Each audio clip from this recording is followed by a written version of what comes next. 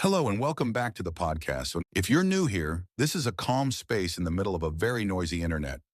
Here we talk about science, AI, and technology in a human way, without hype, without panic, and without the sales pitch. Today I want to tackle a simple sounding question that almost always gets answered in a complicated or misleading way. What is AI really? And how does it compare to human thinking, feeling, and memory? You've probably noticed that conversations about AI tend to fall into two extremes. On one side, you hear, "This is the end of the world, the robots are taking over." On the other side, "AI will solve everything. Just press a button and relax." Both of those are comforting in their own way because they remove responsibility from us, and both of them are wrong. So in this episode, I want to take a slower, more honest look. We'll talk about how AI actually works on the inside, how that compares to your own brain and memory, and what remains uniquely human, even as AI becomes more powerful. And my goal is simple. By the end of this episode, I want you to feel a little less afraid of AI, but also a lot less naive about it. Part 1. From the world, to signals, to zeros and ones. Let's start from the very beginning. Right now, as you're listening to this, something quite amazing is happening. Sound waves are moving through the air. Your ear turns those waves into tiny mechanical movements. Your nervous system converts those movements into electrical impulses, tiny spikes of activity that are basically biological zeros and ones. In other words, your experience of my voice starts as a pattern of signals. Now think about a computer. A microphone takes in sound, turns it into an electrical signal, and then a sound card or chip converts it into digital data. Again, zeros and ones. Every image, every video, every piece of text a computer sees ends up as patterns of bits. Here's the key point. At the very beginning, neither your brain nor the computer has any meaning yet. There are only signals and patterns. Meaning comes later. Your brain has learned over a lifetime that certain patterns of sound correspond to certain words, certain emotions, certain memories. The same goes for sight. Your eyes pick up light and color. Your brain turns that into shapes, faces, objects. AI systems do something similar in their own way. They take in text, images, or audio and convert them into large numerical patterns. A big AI model is basically a gigantic machine for transforming one pattern of numbers into another pattern of numbers. We as humans are the ones who look at those patterns and say, that's a sentence. That's a picture of a cat. That's a piece of music that makes me feel something. So when someone says AI understands the world, it's worth pausing for a second and asking, does it really understand? Or is it just processing patterns that we interpret as meaningful? Part 2. Memory is not a filing cabinet. Let's talk about memory. Most of us grew up with a very simple metaphor. Memory is like a filing cabinet in the brain. You store a memory and later you retrieve it as if you were pulling out a folder. But that metaphor is not very accurate. In reality, your brain stores information in a very different way. There is no single little drawer labeled first day of school or holiday in 2003. Instead, there are vast networks of neurons, brain cells, that fire together in certain patterns. A memory is not a file. A memory is a pattern of activity that can be recreated. That's why memories can change over time. Every time you recall something, you are partially reinventing it. You are filling in gaps. You are blending it with your current emotions, your current knowledge, and your current point of view. Now let's compare that to AI. A modern AI model, like a large language model, also doesn't have a filing cabinet inside.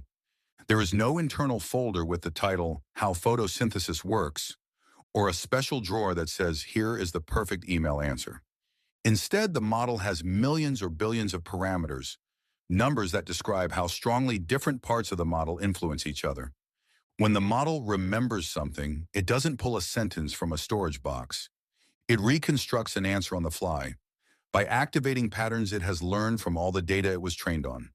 So both AI and the human brain rely on patterns, not on neat folders. But here is the big, non-negotiable difference.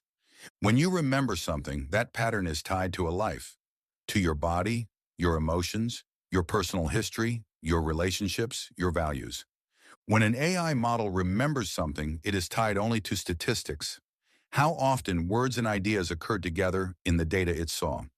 You remember in a way that is soaked in meaning. AI remembers in a way that is soaked in probability. That's why an AI can produce a moving love letter, but it doesn't love anyone. It can write a heartbreaking story, but it has never had its heart broken.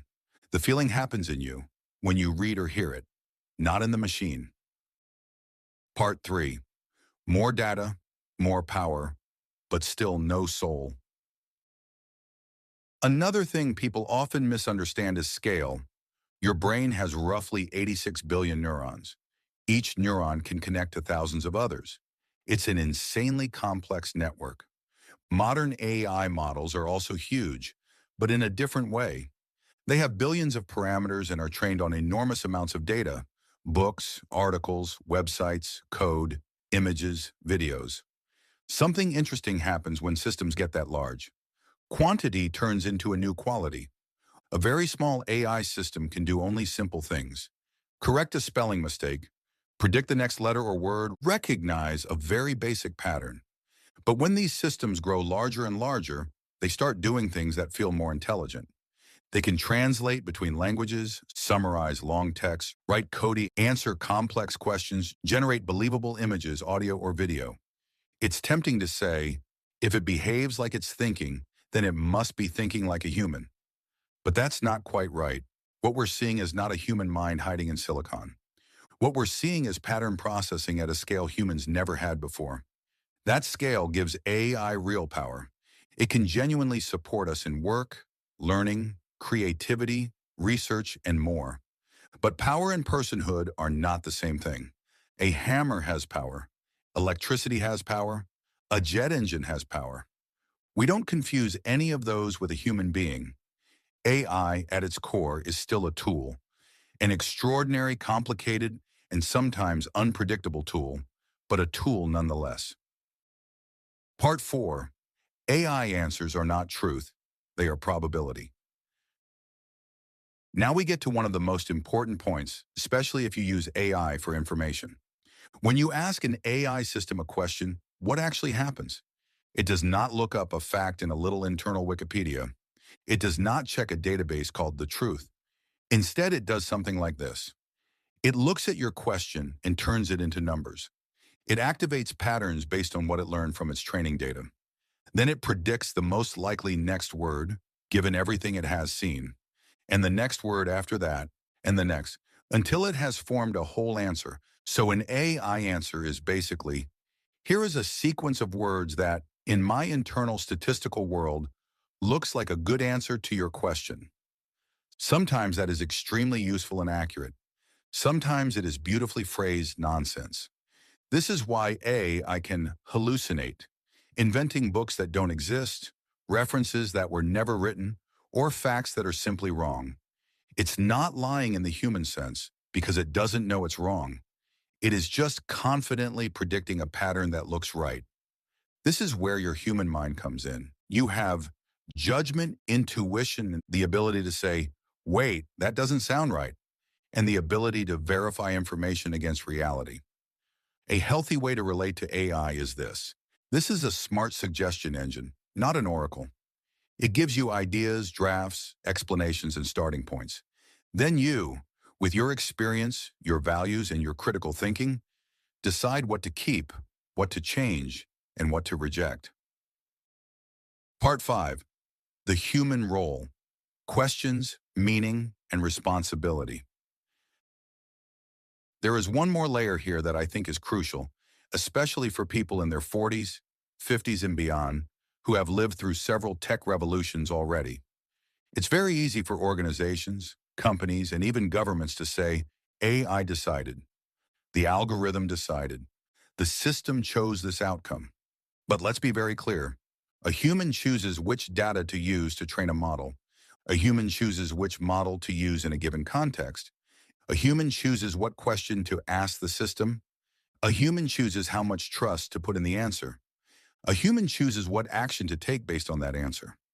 Responsibility does not disappear just because a machine is in the loop. Let me give you a simple example. If someone asks an AI system, how can I fire someone in the cheapest possible way? They are going to get one kind of answer. If instead they ask, how can I handle a difficult situation with an employee in a fair, respectful, and lawful way? They will get a different answer. The machine is the same. The question is different. The values behind the question are different. So one of the most powerful skills in this new AI world is not prompt engineering in the technical sense. It is ethical question asking. You might ask yourself, why am I asking this question?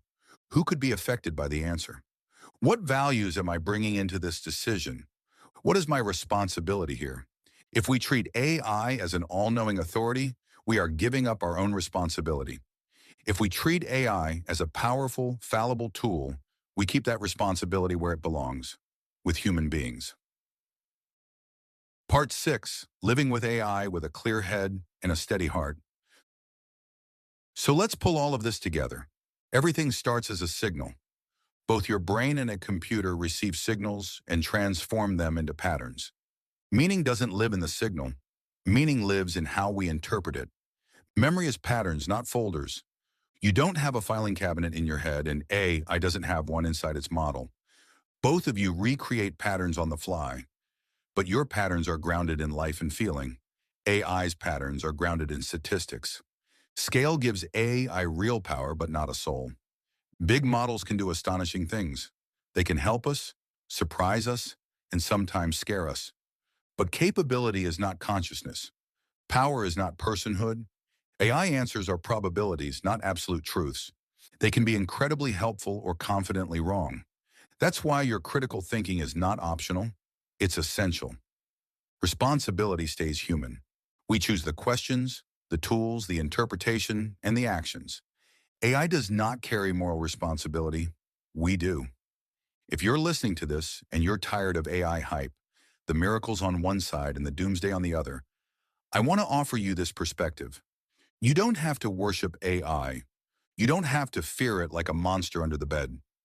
You can treat it as a powerful new instrument in the human toolbox. Like every powerful instrument in history, it can be used wisely or foolishly, fairly or unfairly. The difference is not in the tool. The difference is in us. Closing.